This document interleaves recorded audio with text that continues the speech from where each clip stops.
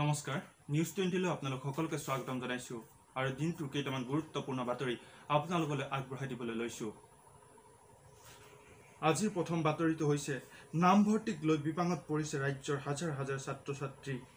High school শিক্ষান্ত পৰীক্ষাৰ ফলাফল ঘোষণাৰ পাছত উচ্চতৰ মাধ্যমিকৰ শাখাত নামভৰ্তিৰ বাবে ছাত্ৰ-ছাত্ৰীসকলৰ তৎপৰতা বৃদ্ধি পোৱাৰ সময়তে এতিয়া এক নতুন সমস্যাৰ সন্মুখীন হৈছে ছাত্ৰ-ছাত্ৰীসকল।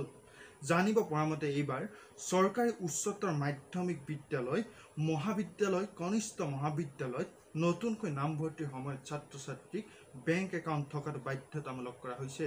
উল্লেখযোগ্য যে চৰকাৰে চৰকাৰী শিক্ষানুষ্ঠান উচ্চতৰ মাধ্যমিক শাখাত নামভৰ্তি কৰা ছাত্ৰ-ছাত্ৰীসকলক কিতাপ আদি বিভিন্ন সুবিধা দিবৰ বাবে বেংক একাউণ্ট বাধ্যতামূলক কৰিছে যদিও ৰাজ্যৰ 90% ছাত্ৰ-ছাত্ৰীৰে পান কাৰ্ড অথবা ভোটাৰ কাৰ্ড আদি কোনো আইডি প্ৰুফ নথকাৰ বাবে ছাত্ৰ-ছাত্ৰীসকল বিভিন্ন সমস্যাৰ সন্মুখীন হ'ব লগা হৈছে। আজিৰ দ্বিতীয়টো খবৰ হ'ল ৰাজ্যত আৰু 2জন কৰোনা আক্ৰান্তৰ মৃত্যু। বৰ্তমানলৈকে ৰাজ্যখনত পজিটিভ ৰোগীৰ সংখ্যা হৈছে 9013 জন আৰু সুস্থ হৈ উঠিছে 6106 জন। বৰ্তমানলৈকে মৃত্যুমুখত পৰিছে 12 জন।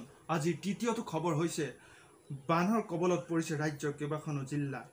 নেৰানেপেৰা বৰষুণৰ ফলত বানৰ কবলত পৰিছে ৰাজ্যৰ 21খনকৈ জিলা। আটাইতকৈ দুখ লগা কথা এইটোৱে যে কাজিৰঙা ৰাষ্ট্ৰীয় উদ্যান আৰু পবিতৰা অভয়াৰণ্যৰ বিভিন্ন জীৱ-জন্তুবিলাকৰ বিলাই নাইকিয়া হৈছে। লগতে বহুতো মানুহৰ ঘৰ-দুৱাৰ বানত ডুব গৈছে আৰু খাদ্য সংকটত দেখা দিছে।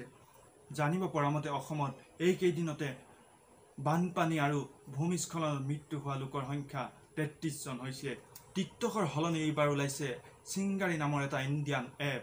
ভাৰত চৰকাৰে যিটোৰ জৰিয়তে টিকটকৰ দৰে নিজৰ প্ৰতিভা দাঙি ধৰিব পাৰে।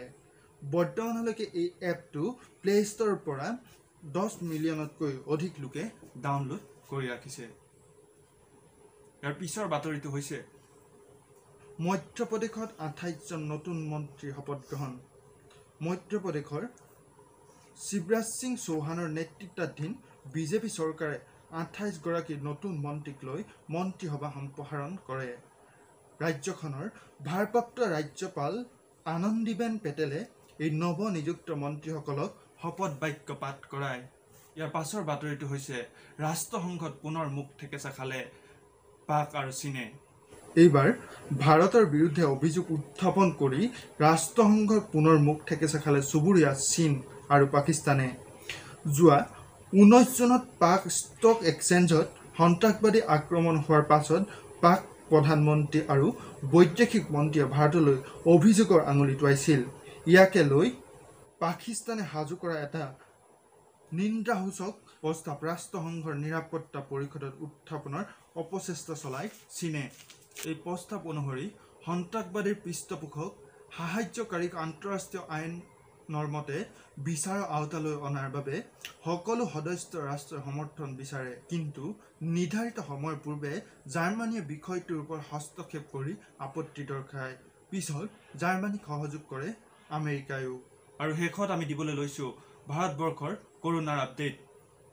বৰ্তমানলৈকে ভাৰতত 6,25,544 জন লোক কৰোনাত আক্ৰান্ত হৈছে আৰু সুস্থ হৈ উঠিছে 3,79,892 জন।